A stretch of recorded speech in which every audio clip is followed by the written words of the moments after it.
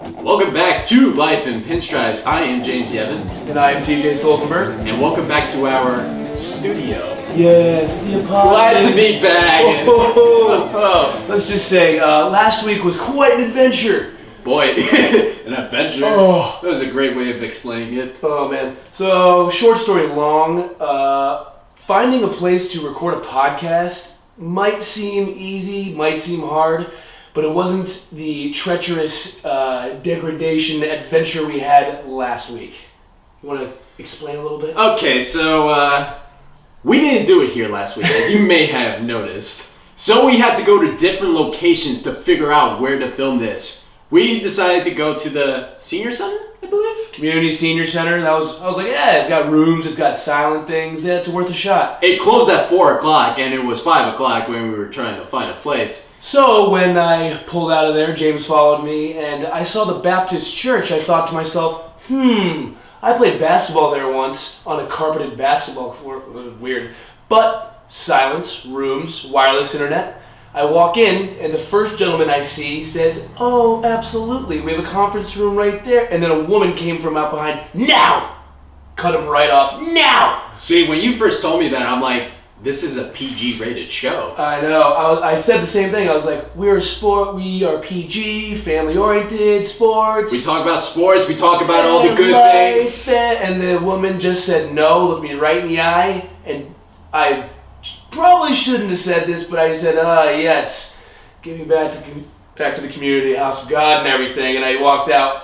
Probably shouldn't have said that. I apologize, but you know what? We were on a mission, and our time was ticking. Yeah, it's like the Blues Brothers were on a mission from God to give you great content.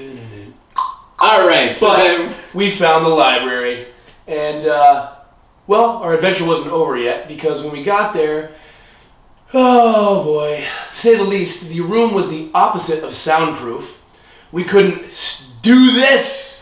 We couldn't do that. We couldn't yell. We couldn't do this or that. Now think about it. My voice is very deep. It carries. Deep. You have a good voice, sir. I will say. Yeah, think about it. You can probably hear this voice all the way from New York City right now. Absolutely, New York. But the problem was, in the windows / where the edge of each window should be, there was an actual gap, half-inch wide, to the library, the silent, quiet library. Yeah, so silent, so quiet. How's it gonna work when we have the both of us? Think about it. Yeah, absolutely not. And if we want to actually reveal our passion for what we love to talk about, that was not a conducive environment. Much love to them, but hopefully they don't hear what I just said. But also, we appreciate that they tried their best to suit our needs. So, I will say this. They tried to bring us up to the teen room. Yes, the teenager room. And there was not a single teenager in sight. I don't think teenagers go to libraries anymore. They probably don't know what a library is now. I do know that there was about 7 babies up there and screaming away no matter what they did. If I put duct tape or styrofoam in the window cracks, they were going to hear the baby screaming. You were going to hear the baby screaming. And I thought that was bad ambiance in the background. So yeah, we're going to talk about the biggest baby out of all the babies. Speaking of babies, we're going to talk about. Go ahead. I know how much you love. I love him. Go ahead. As you may know, TJ is a huge LeBron James lover. But the biggest problem of this season has been him all along. LeBron, for the second time, left to play with the Los Angeles Lakers. 4 years, $161 million deal. Trying to bring a championship to LA for the first time in about 10 years. It has not worked, and he is the problem. Okay, so I agree with 2% of what you just said. Oh my God. I will say, take him out of the equation, and we haven't even talked about the Lakers all year. Take him away from the team, and who do they have? Lonzo Ball. We would probably hear little rumblings about LeVar Ball and Never Lost, or his new shoe, or Big Baller Brands, his new hairdo, or lack thereof, whatever. That's all that would be talked about in LA. But we're now, think about it, the gravity to LeBron and the media. Yes, it is the media capital other than New York and Chicago, but think about how much we're talking about it. How about a man who's just missing the playoffs, Is it the actual fact that it's astounding that he's missing the playoffs? Or is it the fact that the man is pulling the puppet strings and he is changing the tundra behind the scenes? Now, here's the thing with LeBron. LeBron has been acting like the own coach, the own GM. He's been doing this probably for the last 15 years. Yeah. I will say he will, and I will admit, the decision that he made back in the day, it seems as if he's at least learned from that. That was terrible. That was negative publicity and making it way too much about himself and just selling something that he's not all about. I do see all these TV shows and productions popping up. And I will say when we get further into Anthony Davis, something gets a little interesting with that. But I don't know if 100% of his heart and soul is in the Lakers that he has in front of him, because he totally just tried to get rid of 5 of them to get Anthony Davis. Yep, I have the list right here. So, back when they wanted to get Anthony Davis, who's hands down one of the best power forwards in the game, just absolutely nasty, and he's still in his prime, by the way. Absolutely, that unibrow ain't getting stuff. All right, so the Lakers, they would have gotten Anthony Davis. The Pelicans would have gotten Lonzo Ball, Brandon Ingram, Kyle Kuzma, who's absolutely, he's a stud. Josh Hart, Kentavious Caldwell-Pope, and 2 first-round picks. Of course. So and 2 first-round picks. It sounds like the entire starting 5 for them. I wonder what happened. I wonder why that fell through. I mean, granted, I don't know if it was something behind the scenes, because wasn't there the LeBron show that Anthony Davis was on? The Barbershop, I think. The Barbershop, his little talk show, and everyone was saying, was he just doing smoke and mirrors, distractions, look over here, and then misdirection, I'm going over here? I thought there was going to be some kind of result from it, or some kind of player coming from somewhere. I was hoping it'd be like, I don't know, a Kawhi Leonard or somebody, Kemba Walker, anybody. But is it really happening that LeBron has upset or pissed off too many people and nobody wants to play with the man? Oh, you kidding me? Think about it. Every day, you're going to be known as LeBron wanted to trade me to get Anthony Davis. Right. Everybody was like that. You remember that game against the Pacers, which I think was one of the worst losses of LeBron James' career? I think it was like a 36-point loss. Oh, are you talking about when he was on the Heat or on the Kings? No, the Lakers. This happened like a few days. This happened like a couple of months ago. Actually, so say that this is me and you, sitting next to each other, and you're LeBron James. We're gonna say that you're LeBron James for a few minutes. Everybody literally was like this. They didn't want to sit next to him at all. Yeesh. So you could tell that there's like a really bad chemistry with the Lakers. At one point being the number 4 seeds, they are now the 11th seed. 5.5 games back. 5.5 games back of the 8th seed and are at 30 and 34. And let's just say LeBron hasn't been playing a lot of very good defense recently. Okay, we will say that. I will say he's putting up monster numbers on offense, but what we've learned from LeBron himself, that's not the only thing you need. You need to involve your teammates on offense, get the chemistry and flow going, and you need to play lockdown tight D. I will say, I'm not making an excuse for him. I think the man's playing a little hurt, because if he sits this out, he knows the scrutiny is almost impossible to come back from. So he did sit out for a little less than a quarter of the season. About 16 games, I think. So I'm not exactly sure how well they did during that, but clearly nothing's really changed. They're not beating the teams they should be. The Phoenix Suns. The Suns? How did they lose to the Suns? I don't know. And I do know that LeBron is getting a taste of the West. The wild, wild West. Yeah, the West, obviously the most toughest competitive conference. Day in, day out. Let's just say this. Every team, 1 through 8, are over 500, unlike the Eastern Conference. Absolutely. In the Eastern Conference, he could steal a couple wins here and there, would you say? Like, he would play, I don't know, your Nets or something. My beautiful Nets. We go hard. Brooklyn. But it's not like that out there. Like, an average night, you're playing the Thunder. You're playing You're playing the Houston. Warriors, the Nuggets, those teams. Those slime Jazz, the Utah Jazz.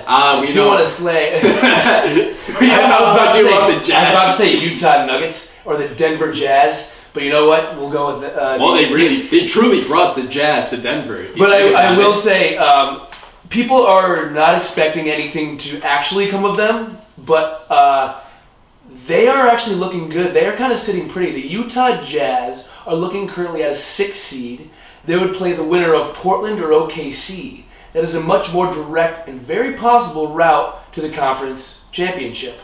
However, and that's assuming the Warriors stay as a 1 seed. If I was the Jazz, I would rather face Portland than Thunder because Westbrook and George, who has been amazing. Yeah, Paul George, tip the cap to that. Definitely should be an MVP candidate. MVP candidate. He's doing both, defense and offense. Oh, you kidding? Astounding at offense, by the way. But the potential is the Utah Jazz, who have somewhat of an easy schedule coming up, if they become the 5 seed, that would put them in line to play the Warriors, and it's the less reasonable path. But I will say this. Name me 3 Utah Jazz basketball players. Right now? Yeah. All right. Donovan Mitchell, Rudy Gobert, Kyle Korver. Okay. See, that's James for you. He does that. It's what he does. Kyle Korver. Let me ask you, because in your head, you're like, oh yeah, that guy. Oh yeah, that guy. Maybe Rudy Gobert. Maybe that whole thing where he cried from didn't make it in the All-Star game, which I respect, by the way. Rudy Gobert is absolutely a monster. Monster. His wingspan is so ridiculous. It's like this. And he can move. Oh boy, can he move. He's not just like a brick wall. He's a wacky, waveable, inflatable, arm-flaying tube man, if you know what I mean. But I will say this. Utah, I can't name another Utah Jazz. Is Jay Crowder out there? Or is that Jay Crowder's still there. Did he go back there? Was he a Denver Nugget, then the Boston Celtic, now Utah Jazz? He was the Celtics. I know he was on the Cavs because he was part of the Kyrie Irving deal. He definitely was Boston, like you said. I'm not sure about Cavs because he bounced around a lot. Yeah. I know he was on because the Nuggets and the Jazz to me are light blue and they're all kind of out in the Midwest and they're all so kind of mediocre but have great defense with players like Paul Millsap who are so B- and C+. But Paul Millsap. I'm getting a little out of hand. Yeah. Where's our digression? I digress. So let me just say, LeBron has something in store for him that I didn't think he expected. He does have a backup plan, let's be honest. There's a team of people in a room right now sweating and putting pencils in their hair and like, I don't know what to do. We have all of our options failing. But I think he needs to change his approach with how he's addressing the media and his team. I think he at least has to own the fact that, hey, I came at this like a business. This is probably the first time these young players are experiencing what probably feels like betrayal. The spotlight. Well, here's the thing. And spotlight. Yeah. This is the first time like these young players are experiencing the spotlight. Like think about Lonzo Ball, Kyle Kuzma. Yeah. You know, they're very young, actually younger than me. The national spotlight, because they did get some spotlight in college, and Lonzo Ball's father helped don't worry about it. Add way too much pressure to him. But you're right. It's the first time they have questions such as pertaining to their teammates who, in college, those are your boys that you're bunk bedding with and playing cards in the middle of the night and, sharing a beer with on the weekend, or I don't even know if athletes drink. But yeah. I will say this is the first time these guys are getting asked, how does it feel to want to be traded by the best player in the game? How do you answer that question? I don't know. Think about it. How do you play the next Think about it. These aren't the players that we listed on here. These aren't players that are like they will score like 5 points a game and only like give like 1 rebound. These are actually Brandon Ingram. Brandon Ingram broke out when LeBron went down. He stepped up. He had a couple of 30-plus games. Yeah, Kyle Kuzma.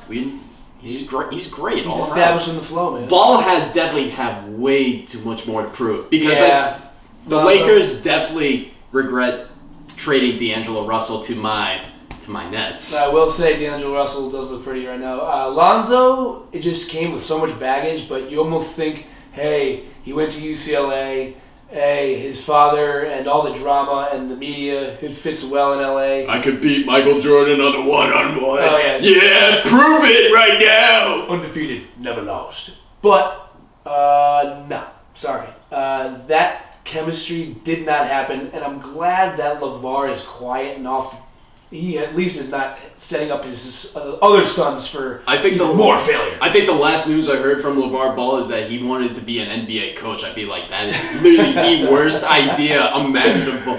I'd be like, Lonzo is playing 48 minutes of this game. He's going to shoot threes. He's going to get 70 points. Is Lonzo still shooting the ball from his left kneecap? Oh, you mean like this almost? Still shooting it from over here. Did I make it? It's just, but I heard through the grapevine, because I'm clearly not watching regular season NBA basketball. I'm only watching the highlights, or if it's on, the only thing on.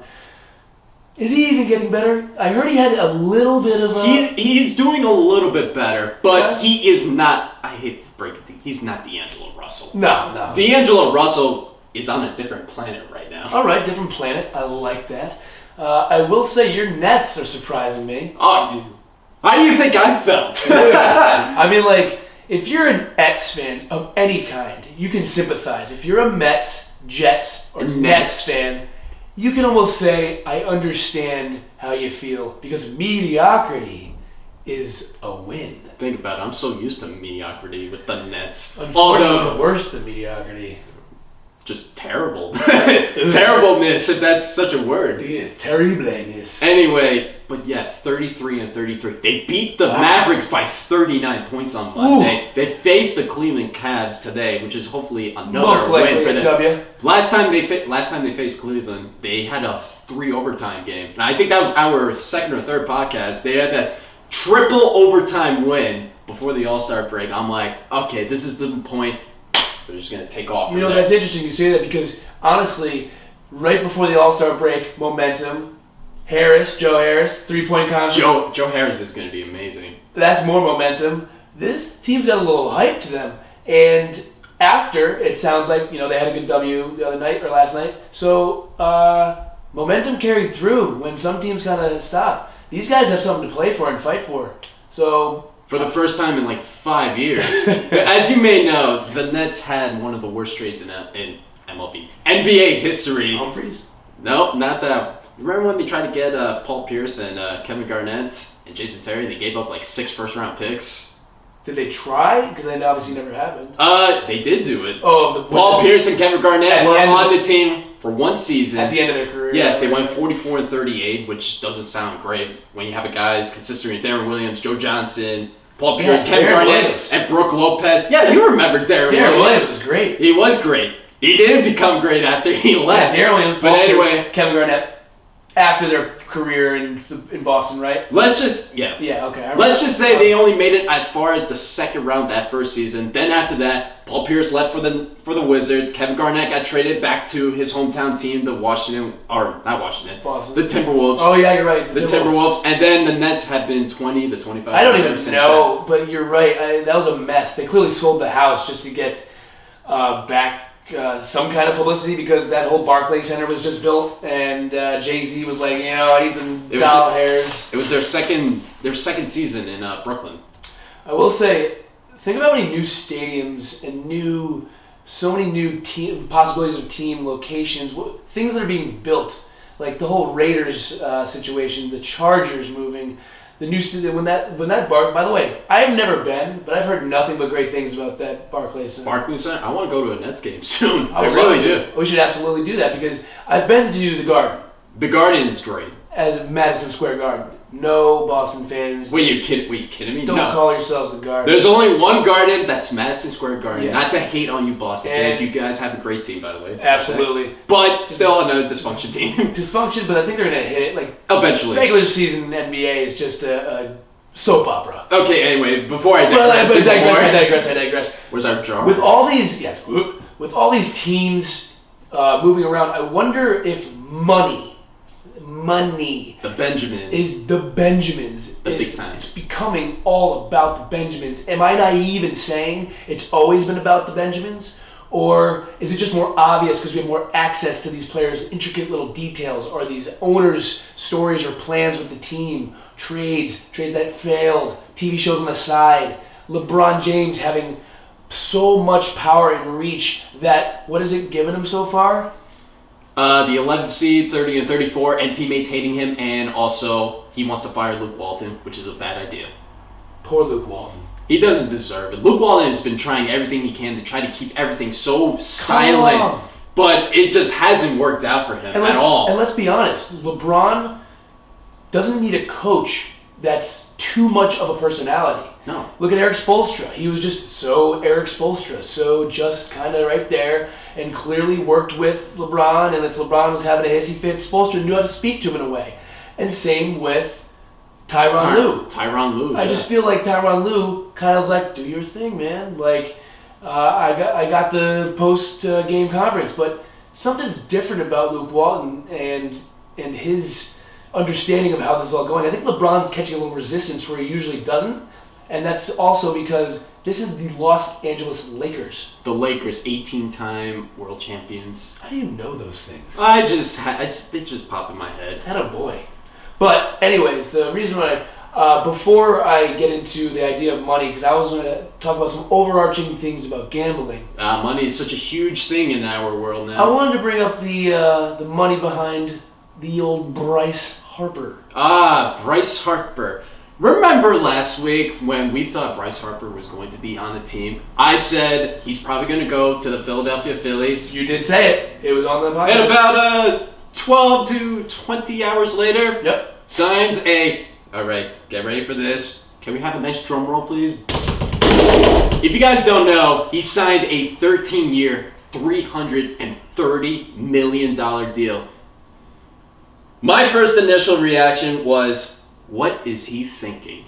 The Philadelphia Phillies. I digress.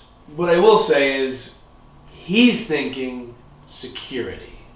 That's the only logical thing. And I'm thinking money. Yes. Because he rejected a 4-year, $180 million deal. That's right. Or $175 million deal the Dodgers, from the right. Los Angeles Dodgers, who made it to the World Series back-to-back years, lost. So if the scatter plot is X, Y, amount of money and chances to win the World Series, that would have appeared to be the best team possible, because stacked team. You got rid of Machado, which probably helped the team, to be honest. Oh, definitely. And you're looking at $44 million per year on average. When, I don't think I've ever heard of that amount being. No, that would be the most amount per year in baseball history. By over $10 million, I think, right? Yeah, I know. I don't know if any.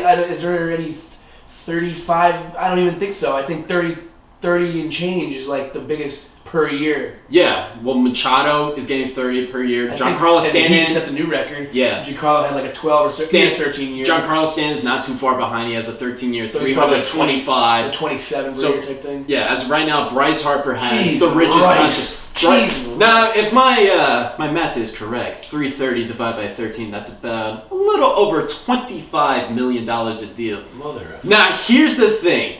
The 13-year, $330 million deal, that's not what bothers me. What bothers me is that he wants no opt-outs, no trade clause, so he is stuck with the Phillies until he is 39 years old. You are absolutely right about that, because Scott Boras, yeah, he's the one. That is not like him. He doesn't get contracts where his guy doesn't have options. You almost wonder if Scott Boras and Bryce had to come to an understanding of what he was really trying to get to, because I feel like Scott Boras and the deal to the Dodgers, 4 for 175.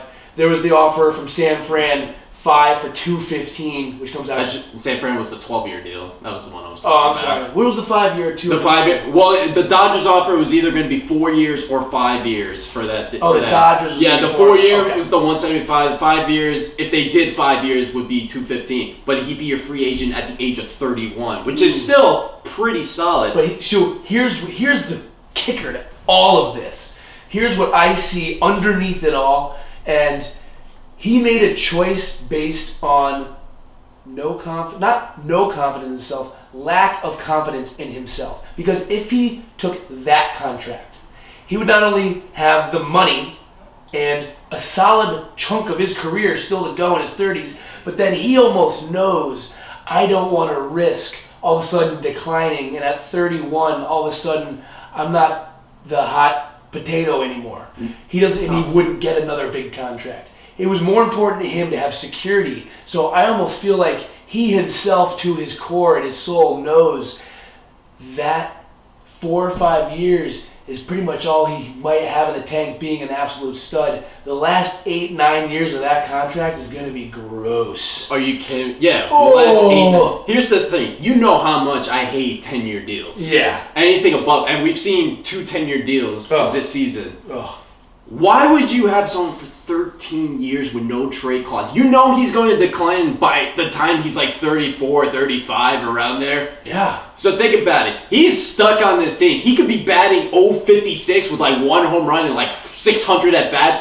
Not that I think is going to happen. Yeah. But anyway, he's stuck there. You know what? It's. I saw Pujols, who I was cheering for because he seems like a man of the game. He seems like a good soul, good guy for the sport. His contract, his not so good start to his career in LA, and what happened? He just they justified it. Oh, he's batting 2 something, but he's got a couple. Not the same 330, 100. You know how badly I wanted him to go back to St. Louis?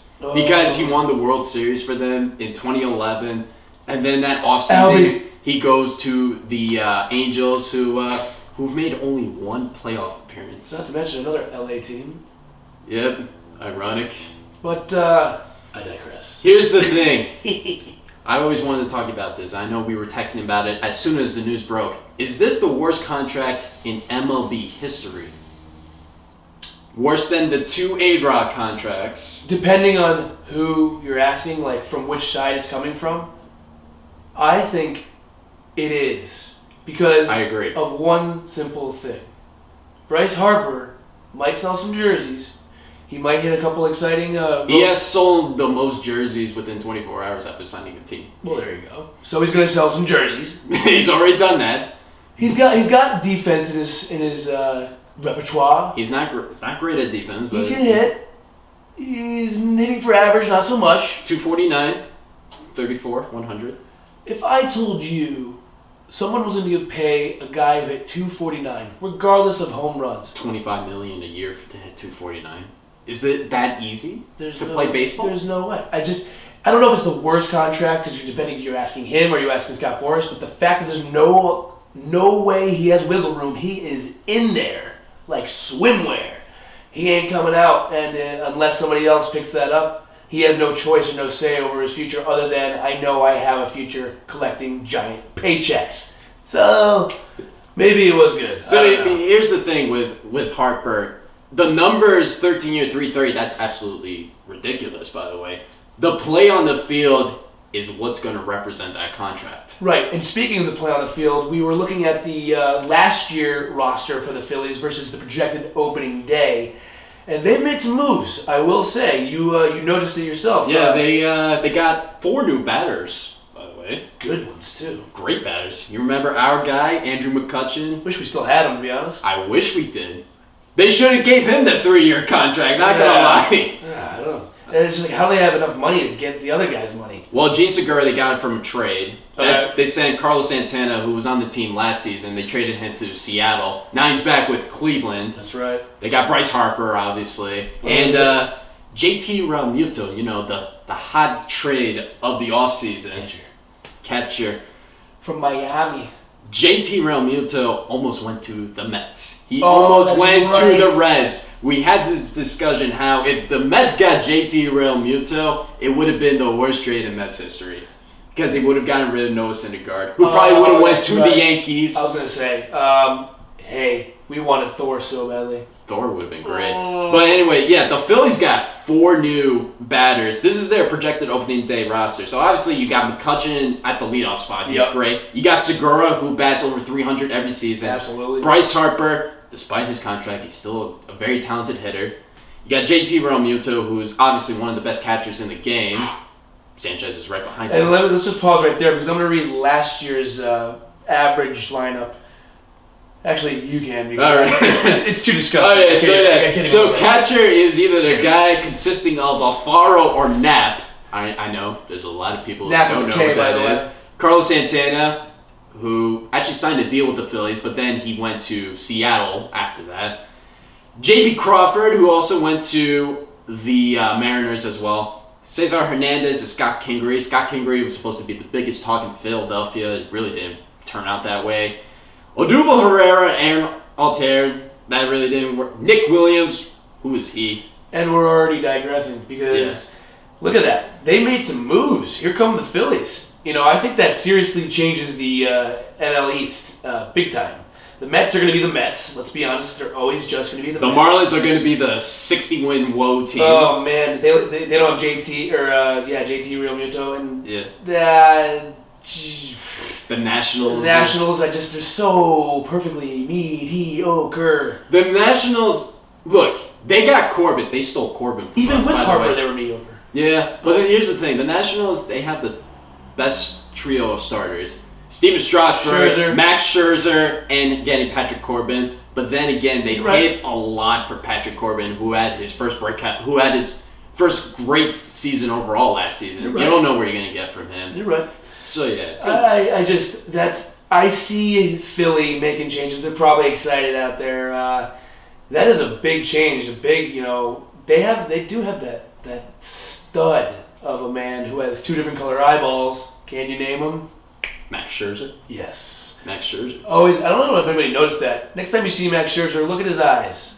Two different colors. Oh, I've always noticed. The only time I didn't Brilliant. Beautiful. They didn't do it in an MLB game until like a couple of years ago. Oh my God. You noticed that? Yeah, what was it? There was like a picture. I'm like, I saw one blue eye and I saw one brown eye. I thought it was a mistake. That is awesome. I know. That's how I found out. But anyway, last year the Phillies went 80 and 82 record with that mediocre lineup. This year they're definitely going to win above 90 games. Oh, I'll give you above 90, and especially since they're going to face the Mets a lot. The Marlins a lot. The Nationals a lot. The Braves series is going to be great. Braves are legit. They're also going to... This is the year where they really show if that was a fluke, where they just had so much momentum and they were riding that single file line, or if this is a thick wall of team coming through with some foundation. You're going to get your first season of Ronald Acuna.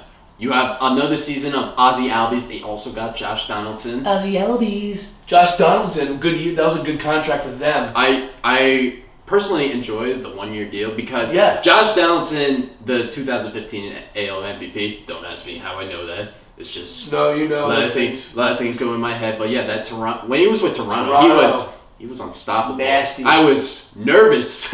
We were nervous to face Josh Donaldson because of New York. I remember. But yeah, the one-year deal because he was always injury prone. This is definitely going to be the season that's going to prove if he can go back to his MVP ways. Absolutely. I don't think he's going to go back to his MVP ways, but I think the one-year contract holds him true. He's going to have to do whatever he can to be out there, get the best season he can, do the best job he can for his team, and try to get paid again. And I think that holds a man honest, one-year contract. He's not going to sit out a couple extra games, unless it's barring injury, like you said.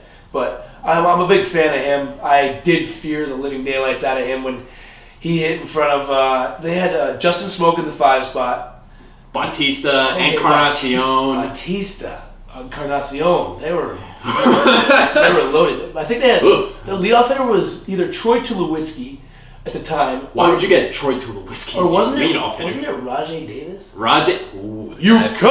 Actually, Kevin Pillar. That's right. He was even better. Kevin Pillar is literally Superman in center field. Man. He could you could literally hit a ball from where we are, hit it all the way towards the Mass Pike, towards Boston, and he will actually grab it. He was bomb. And they had a nasty lineup. Pitching, not so much. No. Stroman, okay. They have a bunch of those guys that, if you're doing a fantasy baseball draft, you're pretty much drafting their 2 through 5 starters at the very end just to fill your bench. But yeah, pretty much. Nonetheless, I digress. No, you're not digressing. I'm digressing. That's a good point. Anyway. I want to say this interesting stuff I found out. I will say this. We're talking about sports. We're talking about money. We're talking about the tundra shifting and the powers that be in the sports. LeBron moving everything around, or is it the media? The $300 million deals. 2 of them. In the same season. So I want to look at another aspect, the gambling, the legality of gambling coming down the pike here. I will say for those, I think most people have had or heard enough or don't even want to think about gambling when it comes to sports. Are you kidding me? I don't trust myself. I don't trust my abilities. I try my best not to get involved with that because it's going to get ugly. Did you hear that, ladies and gents? Because that is the exact way to actually approach gambling in sports. Have an idea of who you are.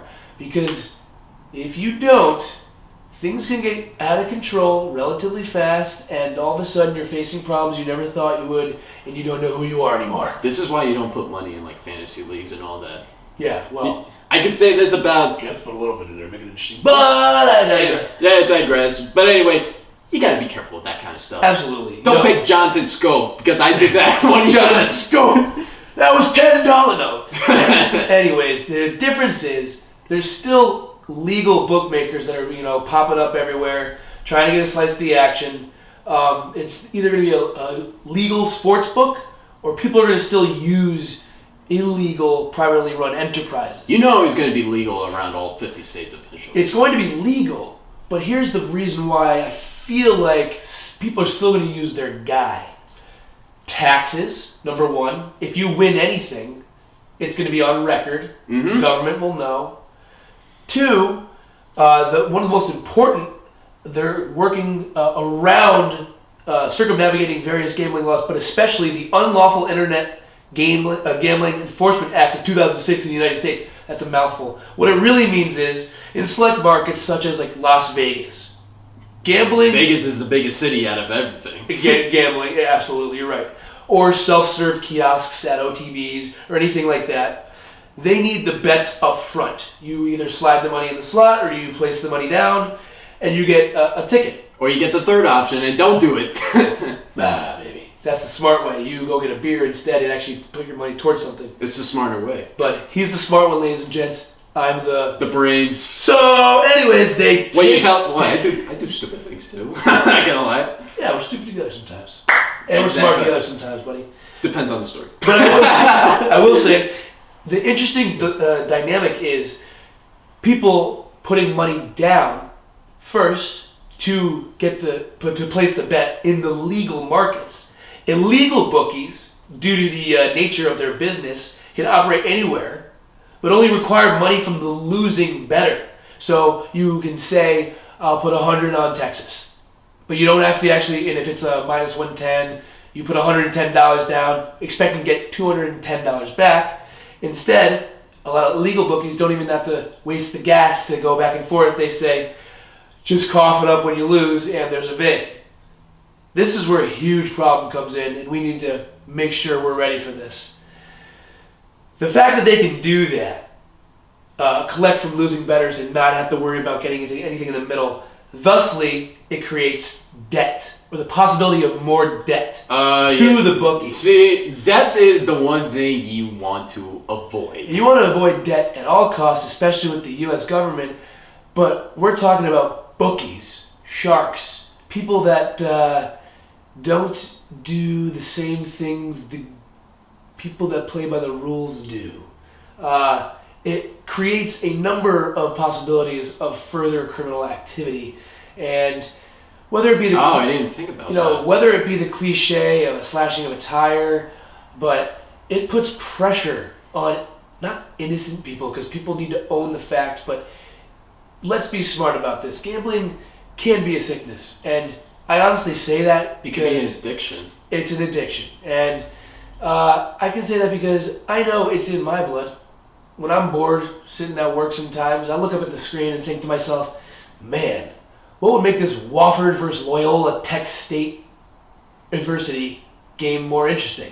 Let's throw $20 on it. And then I'm into it like it's my life savings. It gets carried away very fast, and might I say, I digress. Yeah, you gotta be careful with those kind of... Why do you think I do FanDuel? Or I love doing fantasy. Like, I do fantasy baseball, I do fantasy football.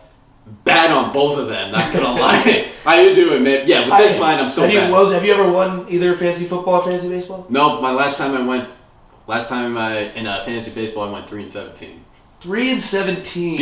Because one of my friends is like, oh yeah, this is gonna be a great deal. We could give you Luis Severino for pitchers who are like similar in that caliber. In your league, was pitching huge? Yeah, pitching was huge. It's like, you know what it is? It's like, tell me about that. Here's the thing. With fantasy baseball, they looked at my team because they knew I love baseball, that I knew every aspect of it. Right. That literally, as soon as I finished my lineup, they wanted to start trading. I'm like, can I just spend 1 week with my team? You're mad. I literally had a team consisting of Didi Gregorius and Nolan Arenado and Luis Severino. Wow. So I had Severino too, and he was awesome. The first time, he was awesome. What I will say is, they put so many points individually. I don't know how yours are scored, but all I know is pitching was huge. A starter... That's how you get the most points. Every out he got was a point. I was like, wait a second. Every out was a point. A strikeout, I think, was like 3 points. Or something like that. Ridiculous number. A win turns into 5, and all of a sudden you have a starter who had a decently mediocre, but he did his job. He went 6 2/3, gave up 2 earned runs, only 4 hits, and had like 8 strikeouts. That was like 28 to 36 points. Yeah, position players, it doesn't matter all that much. And you know, that's the thing. I thought about that. These pitchers, these starters, only play 1.25 times per week. Yeah, they only play once every 5. They only play once every 5 days. You don't get them like every day of the week. Right. You get them either you get them 1 week, only thing that makes sense. Or you get them in 2. Yeah. Right. So you might get lucky and line up the pitcher that comes in on Sunday and you get him again on Monday and you get him again on Sunday. Yeah, pretty much. But the thing is, like, these position players, a guy he almost hit for the cycle. He had a single, a double, and then another ball that almost went over the wall. He ended up getting a triple, but it was like, and he struck out twice. So he had like a 9. You lose like 2 points like for a strikeout. Yeah, so instead of having 13 or 14 points, he ended up having like 9 or 8. And I remember thinking to myself, okay, the guy he hit the ball against put up like 35 points. And I was like, this guy is only getting 9. This is rigged. Nobody told me about the pitching. They just recruited new flesh and blood to toss money into the pot. And I learned hard the second year how important pitching was. So be ready, Italian club. I'm coming for you this year. Shout out to Dickie. I got a great story to tell you about fantasy baseball. I had one player on my team, Anthony Rendon, the third baseman. Oh, yeah. So about 2 years ago, he went 6 for 6 with 3 home runs and 10 RBIs. Wow. That was like points galore right there. Holy moly. He gave me like 35 points, I think, that game. That is that insane. One game, and I still lost. Holy moly. That's how many points is that? That's like 35 points. Like 35 to 40 points from a position player. You see that on a position player, you're like, Burr? I remember one of my players they got a... Scooter Gennett? We had this discussion. Yeah. Scooter Gennett had a 4 home run game. The next day, my friend decided to add him on the team. Wasn't the same. He knew he was added to that guy's team, so he's like, you know what, I'm never going to do that again. Just kidding. Bad joke. I digress. Right. I will say, we have covered a lot of topics. A lot of it, the theme today felt like was things that aren't working but are being messed with due to power, money, and overall the shifting tundra of behind the curtain in sports. We're other than making it known, hey, here comes gambling, and it's a-coming, so be ready. LeBron James, I feel like you might be sick of talking about him. You might not want to, but guess what? We all are still talking about him. It's the same reason why when Tiger Woods is playing or not playing, like this upcoming weekend, he has a neck strain, so he withdrew. As soon as every man in America and woman, or I don't know, reads that across the bottom line, they're immediately like, I'm not watching that. We are drawn to power. We are drawn to stars. At the end of the day, we don't actually know what we're doing to affect the outcome of what we're watching. All right. Now on that note, are you ready to talk about some beautiful Yankee talk? Tell me, brother. All right. What do we know? Well, how about when we turned on the TV today? We got a funny story. Before we talk about the Yankee talk, what was it? We were taking notes, we were thinking about things to talk about. We turned on, and the Yes Network was on. Yeah, I was like, oh, how about that? Last time the TV was on, that's what James put on. So we're both head down, writing in our notes. I looked up once briefly and saw a guy named Kale Koshaw pitching, and I was like, Who? Anyway, so, spring training, later innings, you're going to have a bunch of guys that you don't know. So anyway, I think a guy named Paul DeYoung, he was at bat. Both of us head down like this. All we just heard was, we're like, whoa. I'm like, whoa, what is that? I was like, yeah, that's gone. Wow, the sound of that. Literally, going from the stands. So like, all right, the second pitch that we watched together for Yankees. So hopefully that is not a sign. A regular season thing. But anyway. Get that out of the way. Anyway, that's not a guy you're going to see. But anyway, yeah, we see him. It's a deep fly ball left field. Have four. And it goes out of the stadium. And I kind of laughed to myself. I looked over and it was like, we both looked up at the exact same time.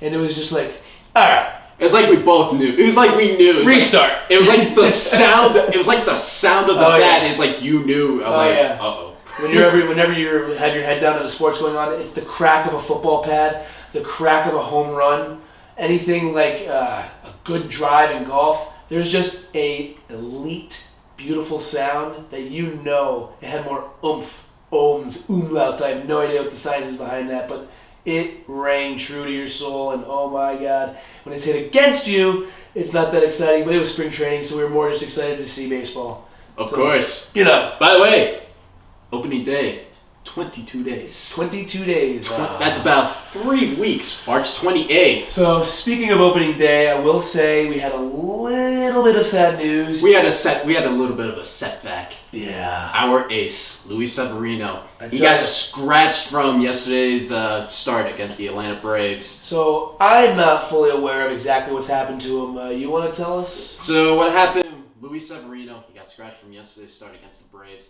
Turns out that it was shoulder inflammation. So, we could take a little deep breath there for a second, that it wasn't a fracture or a pull or strain, anything that could be season ending, but he's going to be shut down for 2 weeks, and Aaron Boone is saying that it's highly unlikely that he's going to start opening day. Yeah, no need. I heard rumblings of some kind of surgery or something, and I hope that rumbling isn't a rambling, but if it's anything involving such a young ace, especially your time. Oh yeah, I agree. He definitely needs to. Especially with him, he's so fragile. You can't mess with this guy because he's the ace of the staff. He's the ace. Forget about what happened last year. He's the ace no matter what. Ace. He still was an ace last year, even having a tough second half. Ace numbers and ace performance against the A's in the playoffs. He almost won 20 games last season. Yeah. So, but anyway, I'm not forgetting last year. So, here's the couple of things. You hear about the Luis Severino thing. Do we get Dallas Keuchel? Or do we do the farm way? My father asked me the same question. We have been trusting Brian Cashman to do whatever he's doing for some time now. It's been successful. We've been talking about how he's probably going to figure out how to pay everybody and save money for all. Whatever he's doing, don't change a thing. Saying that, I love Dallas Keuchel, and I think he needs a revolt, clear in his career. Yes, the Astros are a very sexy team to play for, very exciting, always in the hunt, but I really think Dallas Keuchel needs that big stage in New York to revitalize that filthy off-speed stuff he has and get him and his beard back on track. Yeah, back to his 2015 AL Cy Young. How weird is it going to be not to see his beard, though, if he does come to Pinstripes? Oh, yeah, I didn't think of that. They were thinking about either Dallas Keuchel or Gio Gonzalez. I just thought about it. Oh, I love Gio, by the way. Gio is still consistent as a veteran. Absolutely. Let's get both. No, just kidding. Dallas. If only. I have a feeling Dallas Keuchel might not come now because of the whole beard thing. I don't know. But Dallas Keuchel is still proven to be a very good pitcher. Is he an ace? Not like he used to be, but is he a good 3 or 4 star? Or 2 or 3 starter? It's something we see in those types of players who are studs for a year or two, and then all of a sudden they taper off. They need the hunger. They need the hunt again. I'm telling you, if he changed his market, his media, he would definitely pump up the gas again. And I think he could be a beautiful 2, even 3, behind Tanaka. Tanaka, I think, is going to be starting opening day. He should be. And definitely. I don't think you want to give James Paxton first year with a new team. I think that's way too much pressure for him. No. But Tanaka is definitely going to be opening day, so get ready for Tanaka time. So, Tanaka time, I like that.